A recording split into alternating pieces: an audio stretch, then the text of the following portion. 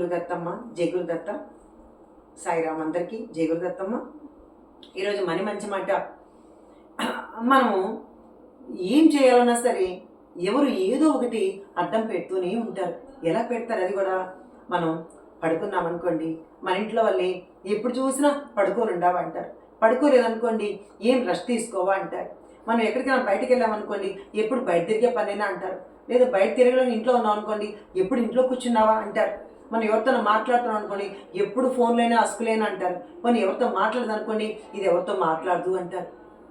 అలాగే మనం ఎప్పుడు భగవద్భక్తులు అనుకోండి, ఇంకొక పిచ్చి తప్ప నీకు భగవద్భక్తి తప్ప ఇంకేమీ లేదా అంటారు. అలా చేయలేదనుకో, ఇది గుడికే వెళ్ళదు అంటారు.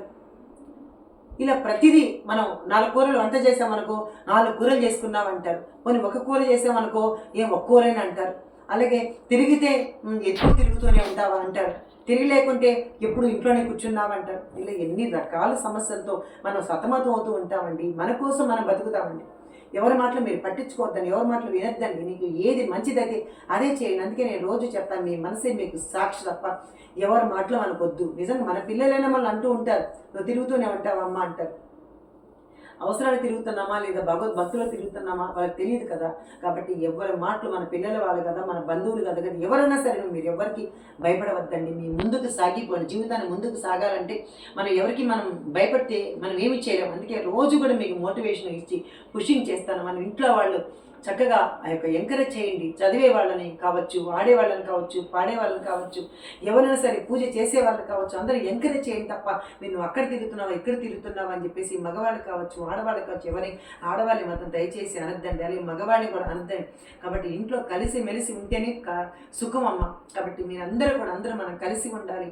మనం చక్కగా ఇలాంటి మాటలు పట్టించుకుంటూ పోతే మనం ఏమి చేయలేవు. నువ్వు భూమి మీదకి వచ్చావు, ఎంతవరకు బతుకుతామో ఎంతవరకు ఉంటామో తెలియదు. కాబట్టి నువ్వు అనుకున్న పని సాధించు తప్ప నువ్వు ఎవరికి మాత్రం భయపడవద్దు, జడవద్దు. ఎవరికి జడిస్తే నీ వెనకంటే ఇంకా తరుక్కుంటా అలా పోతూనే ఉంటారు. కాబట్టి నువ్వు ఎప్పుడు ఎవరి మాట వినొద్దు. తప్పకుండా నీకు ఏది మంచిది అనిపిస్తే అది తప్పకుండా చేసి తీరాలి. ఎందుకంటే మనం తిరుగుతుంటే ఎక్కడ తిరుగుతున్నావు, ఏం చేస్తున్నావు, పారాయణ చేస్తున్నావు, దానికి రోజు పారాయణ అని అంటారు, రోజు క్లాసే అని అంటారు. ఇలా అనేవాళ్ళతో సంబంధం లేదమ్మా. మీరు ఎవరు ఏమి పెట్టుకోవద్దండి. మీకు మంచిది చెప్తాను కదా, మళ్ళీ చెప్తాను, మీకు ఏది మంచిది అనిపిస్తే తప్పకుండా దాన్ని మీరందరూ చేస్తారని, మీరందరూ మంచిగా మోటివేషన్గా మనం అందరం నిజంగా ఒక రకమైన ఒక స్థితికి వెళ్ళాలి, ఒక భగవంతుని స్థితికి వెళ్ళాలి, ఒక సేవకు వెళ్ళాలి. ఇలా ఎన్నో కార్యక్రమాలు చేయాలి. నువ్వు సంతోషంగా ఉండడానికి మార్గాలు ఎత్తుక్కోవాలి తప్ప నువ్వు బాధపడి అందరూ బాధ పెడుతూనే ఉంటారు. ఏదో రకంగా బాధ పెడుతుంటారు. మన మనసు ఏదో ఒక రకంగా బాధ పెట్టాలి. అది పిల్లలు కావచ్చు, పెద్దవాళ్ళు కావచ్చు, చుట్టుపక్కల వాళ్ళు కావచ్చు, లేదంటే ఎదుంటి వాళ్ళు కావచ్చు, పక్కింటి వాళ్ళు కావచ్చు, ఎవరో ఒకరు మనల్ని బాధ పెడుతుంటారు. వద్దు, ఆ బాధను మనసుకు తీసుకోవద్దు. బాధ లేకుండా ఎలా ఉంటుంది, దాన్ని ఒక క్షణం తీసి అవతల పరేసి వాళ్ళ కోసం కానీ బతికింది, నా కోసం నేను బతుకుతున్నాను ఒక మంచి ఆలోచనతో ముందుకు వస్తే అంతా మంచి పాజిటివ్గానే జరుగుతుంది. వాళ్ళ అన్న వాళ్ళే మళ్ళీ నీతో వచ్చి జాయిన్ అవుతారు, ఖచ్చితంగా జాయిన్ అవుతారు. కాబట్టి అనేవాళ్ళ కోసం నువ్వు ఎప్పుడు బాధపడదు. నీ కోసం నువ్వు బ్రతకాలి, నా కోసం నేను బ్రతకాలి. కాబట్టి మనందరూ సాయిరామ్ అందం, అందరూ జయగురు దత్త అందం, సిద్ధమంగళ స్తోత్రులతో హాయిగా పునీతులు. జై గురుదేవ దత్తమ్మ.